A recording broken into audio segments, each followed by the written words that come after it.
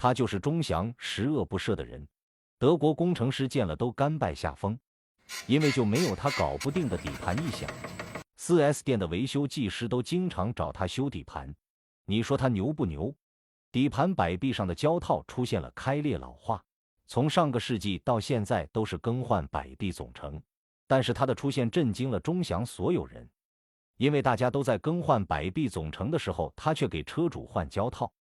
他诡异的骚操作让同行们纷纷对他咬牙切齿，对他还没有办法，因为这种维修的确可以给车主省钱，并且还可以恢复新叉的操控。这种维修方法他已经干了4年了，车主都给他竖起大拇指。